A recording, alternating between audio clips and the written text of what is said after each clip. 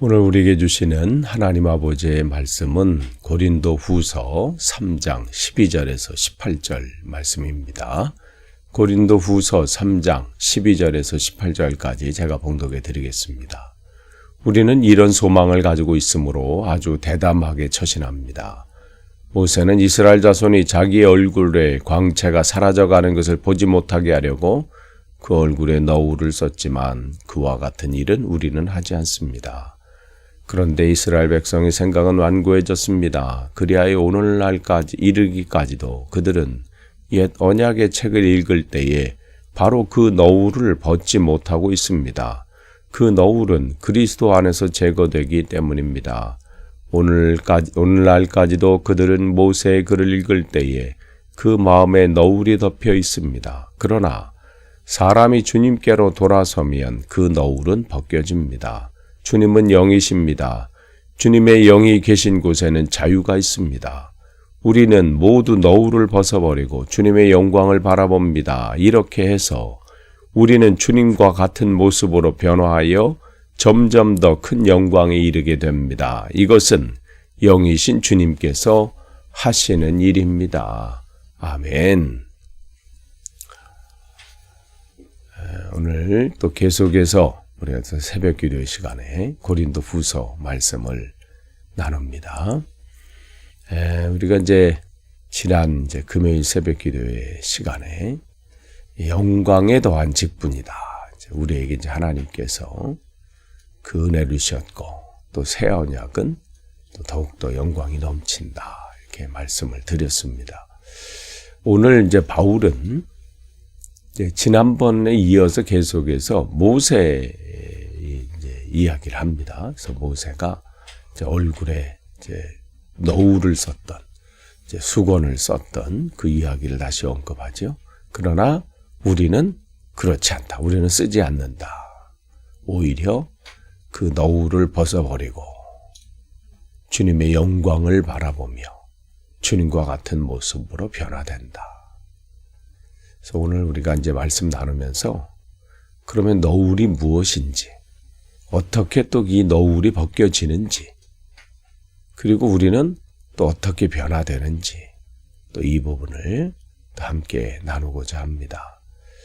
12절 보시면 우리는 이런 소망을 가지고 있으므로 아주 대담하게 처신한다. 이렇게 바울은 말하고 있습니다. 여기서 소망이 어떤 소망이에요? 우리가 지난주 금요일 날 나눈 그 새 언약의 영광, 또 영원한 영광, 이 부분인 거죠. 또 그 전에는 이 목요일 날은 새 언약의 일꾼이다. 그러니까 하나님께서 우리를 예수 그리스도 안에서 튼튼히 붙잡아 주시고 거기서 세우신 정도가 아니라 인을 딱 치셔가지고 너는 내 것이다. 내 소유다. 이 말씀을 하시고 그리고 성령 우리에게 주셔서 우리와 날마다 동행하시는 그게 하나님의 새 언약이에요. 너는 내 것이다라는 거예요. 내가 너를 구원하였다. 그리고 너는 내 것이다. 그 세상 끝날까지 나는 너와 함께한다. 성령의 인도하심. 그렇기 때문에 오늘 바울이 12절에 말한 것처럼 세상 사람들이 볼 때는 그리스도인이다라고 하는, 이 당시 초대교회는 더 그랬어요. 아이고 저것들이 뭐하나 할 정도로 연약한 무리들이고 또 관심도 그렇게 대단한 존재들도 아니었잖아요. 그런데 그렇기 때문에 우리는 새 언약을 받은 자이기 때문에 누가 뭐래도 우리는 대담하게 처신하면서 살아갈 수 있다는 것이죠. 그러니까 우리가 그래서 대단하거나 대담한 것이 아니라 하나님께서 우리에게 주신 그 소망이 우리를 대담하게 만드는 거예요. 그러니까 하나님의 은혜인 거죠. 그러니까 기드온에게도 큰 용사여 이 말씀하시는 것은 그가 원래부터 큰 용사이기 때문에 그렇게 부르신 게 아니라 하나님이 너와 함께 하신다. 이 말씀을 이어서 주잖아요. 큰 용사여 하나님이 너와 함께 하신다. 기드온이 큰 용사가 될 수 있었던 것은 하나님이 그와 함께 하시기 때문에, 함께 하신 그것 때문에 큰 용사가 되게 하시겠다는 것이지, 지금 큰 용사라는 말씀이 아니에요. 그렇기 때문에 계속해서 바울은 이제 모세와 대조합니다. 모세는 얼굴에 너울을 썼다, 즉 수건을 썼다. 왜 썼어요? 13절에 나오죠. 이스라엘 자손이 자기 얼굴에 광채가 사라져가는 것을 보지 못하게 하려고. 이게 뭐냐면 바울이 이제 십계명을 받고 내려오는 가운데 하나님의 광채가 그냥 이 얼굴에서 막 나타나는 거예요. 사람들이 막 눈이 부실 정도로. 그런데 그게 점점 처음에는 막 어마어마하게 막 빛났다가 점점 이렇게 사라져 가는 거예요. 그러니까 그 빛이 사라져 가는 것을 이 백성들이 보지 못하도록 그냥 얼굴을 수건으로 가린 것이죠.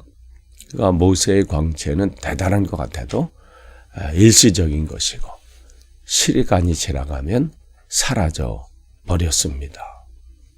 그렇기 때문에 바울은 말하는 거예요. 13절에 그러나 우리는 그와 같은 일은 하지 않습니다. 왜 그렇습니까? 우리의 영광은 일시적인 게 아니라 영원하기 때문에 그렇다. 사라지지 않기 때문에 그렇다는 거예요. 왜 그래요? 우리 안에 계신 성령님이 그 빛이 일시적으로 우리에게 비추셨다가 사라지는 것이 아니라 내 안에 계신 그 성령님이 우리를 통해서 나타나시는 그 빛은 영원히 빛난다. 그 영광은 영원하기 때문이다. 이 얘기를 하고 있는 겁니다. 14절, 15절 보세요. 14절 보시면 또 다른 너울을 얘기해요. 모세가 이제 쓴 그 너울, 그것은 그냥 일시적인 것이라면 그렇게 또 그 물리적인 너울 그런 것인데 이스라엘 백성에는 마음에 덮인 거기 보면 15절에 마음에 덮인 너울이 있다 이 얘기를 하잖아요. 마음에 덮인 너울. 그럼 이 너울이 무엇인가요? 마음에 덮인 너울. 그것은 그들이 진리를 보지 못하게 막는 것입니다. 그러니까 그들은 모세의 글을 읽지만, 모세오경이죠. 읽지만 이해를 못해요. 무슨 뜻인지 몰라요. 글자를 안다고 성경이 읽어지는 게 아니거든요. 그럼 뭐 소설책이나 뭐 다름이 없지요. 열어주셔야 돼요. 그러면 그렇지 않으면요, 뭐 아무리 뭐 내가 백과사전을 통해서 아니 주석을 통해서 요즘 챗봇을 통해서 뭐 성경을 찾아서 뭐 읽고 뭐 그 뜻을 알아간다고 해도요, 그것이 내 삶의 변화나 역사함으로 능력으로 안 나타나요. 그냥 그 내용은 뭐 똑똑한 사람이면 뭐 찾아서 뭐 하고 아니 조금 뭐 그거에 따라서 달라지거나 조금 더 나았거나 요 수준 정도는 될 수 있어도 그 참 의미가 내 삶을 꿰뚫고 들어와서 그동안에 게을러서 앉아있던 다리에 힘을 줘서 나가게 하고 손을 움직여서 봉사하게 하고 입술을 열어서 그동안은 이 불평불만의 말을 했다면 이제는 섬김과 용서와 사랑의 말이 나오고 예전에는 그냥 뭘 또 저걸 하나 했던 그 몸을 움직여서 이제는 앞서게 하고 먼저 나서서 그 일들을 하게 하는 그 힘이 어디서 나와요? 하나님이 깨닫게 해주시는 그 말씀에 있습니다. 그러니까 단순히 이제 나이가 많아서 아니면 내가 뭐 예전에 해서 이게 아니에요. 오늘 그 말씀이 그 안에 지금 오늘 이 순간 역사하지 않는 증거가 거기에 있어요. 왜 지쳐요? 힘이 없기 때문에 지치는 거예요. 체력이 없어서가 아니에요. 영력이 딸려서 그래요. 그러니까 그들은 성경을 보지만 그 안에서 예수 그리스도를 말씀하신 그 내용을 보지 못하는 겁니다. 왜요? 그들의 마음에 너울이 덮여져 있었기 때문에. 그럼 왜 덮여져 있습니까? 14절에 이스라엘 백성의 생각은 완고해져서, 그러니까 자기의 생각에 고집으로 가득한 거죠. 메시아는 이래야 돼. 자기가 이미 다 해놓은 거예요. 설교 들을 때도 마찬가지고 성경 읽을 때도 마찬가지고 자기의 생각이 이 말씀 이렇게 돼야 돼 라고 하는 것. 그러니 거기 하나님의 역사가 나타날 수가 없는 거죠. 그러니까 그들은 율법주의에 갇혀 있어요. 지키라고 하는 걸로만 아는 거에서 열심히 지키는 거. 왜 그걸 하라고 하는지 그 의미를 모르는 것이죠. 안식일을 지켜라 그러니까 그냥 지키기만 하는 거. 왜 지키라고 하는지 그게 중요한 거거든요. 그러니까 이 부분을 이해하지 못하면 성경을 읽는 게 아니에요. 40년, 50년 신앙생활에도 똑같아요. 그래서 그들은 그리스도를 받아들이지 못합니다. 아직도 메시아를 찾고 있잖아요. 얼마나 그 유대인들만 그러겠어요. 그렇기 때문에 이것은 여기에 있는 이스라엘 백성뿐만 아니에요. 우리에게도 너울이 있을 수 있습니다. 우리에게도 정말 중요한 이 나를 가로막고 있는 것이 있을 수 있어요. 우리가 성경을 읽지만 그리스도를 보지 못한다면 우리의 마음에 너울이 있는 겁니다. 우리가 교회에 다니지만 변화가 되지 않는다면 우리 마음에 너울이 있는 것이에요. 왜 나는 변화되지 않을까? 왜 나는 예전에는 뭔가 막 했었는데 왜 요즘은 왜 이렇게 그냥 뜨뜻미지근하고 왜 그런가? 나이 탓 아니에요. 무슨 경제적인 것? 아니에요. 다른 것이 아니라 내 안에 하나님 말씀이 살아 운동력 있는 말씀이신데 내가 조금 이렇다고 해서 그 말씀이 능력이 조금 사라져 버리신가요? 아니죠. 결국은 나에게 있어요. 오늘도 주님은 우리를 통해서 놀라운 일들을 하기를 원하십니다. 그 너울이 교만일 수도 있어요. 나는 다 알아. 저건 내가 다 했던 거야. 또 새로운 거 없나? 라고 하는 그 어떤 직분이 교만이 될 수도 있고요. 신앙생활의 이 연수가 교만이 될 수 있고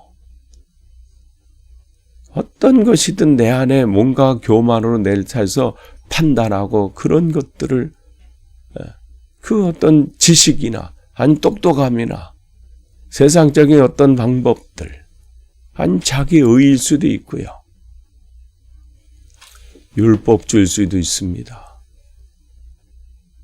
뭔가를 지켜야 된다라고 하는 그런 것에 사로잡혀 있는 아니면 세상적인 가치관이 내 삶을 주장할 수도 있지요.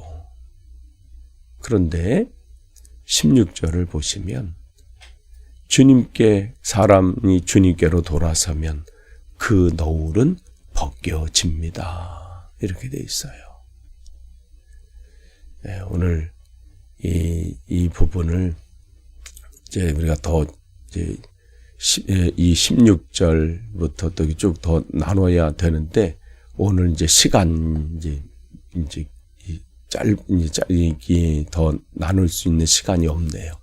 이 부분은 내일 이어서 하도록 하겠습니다. 오늘 여러분 다시 한번 우리의 신앙을 점검하기를 원합니다. 주님, 내 눈을 가리고 있는 또 나를 가리고 있는 이 너울이 벗겨져야 우리가 진짜를 볼 수 있습니다. 그렇지 않고요. 이거 쓰고 다니면요. 자기도 못 보면서 자기가 지금 본다고 착각하는 이것으로 다른 사람을 좀 판단하고 있는 그 꼴이 돼버리는 거예요. 그러면요. 이제 신앙생활을 하고 있으면서 이 세상 말로 말하면 자기보다 연수는 적은데 너울이 벗겨져서 제대로 보면서 그 열심을 내고 있는 사람을 오히려 앞에서 판단하면서 그가 열심을 내는 것을 막게 되고요. 오히려 그 사람 때문에 신앙생활을 못하게 하는 경우도 있고 방해하는 경우도 있고 실족해 만드는 경우도 있어요. 결국은 떠나게 가게 되지요. 내가 그 걸림돌은 되지 않는지 점검하기는 귀한 하루 되기를 축복하고 또 그러한 대림절이 되기를 축복합니다. 기도하겠습니다. 하나님, 오늘 주님께서 주신 이 말씀 우리가 다시 한번 다른 사람이 아닌 나 자신에게 점검해 보길 원합니다. 내가 목사로서 내 눈에 또 나에게 씌어진 너울이 있는데 그것을 벗기지 못하고 잘 본다고 착각하고 남을 판단하고 있는 것은 아닌지 또 그렇게 헤매며 가고 있는 것은 아닌지 나만 헤매면 좋은데 나를 바라보는 나와 함께하는 이들을 또 헤매게 하는 것은 아닌지 회개하며 점검합니다. 주님, 오늘 새롭게 되기를 원합니다. 인도해 주옵소서. 예수님의 이름으로 기도합니다. 아멘.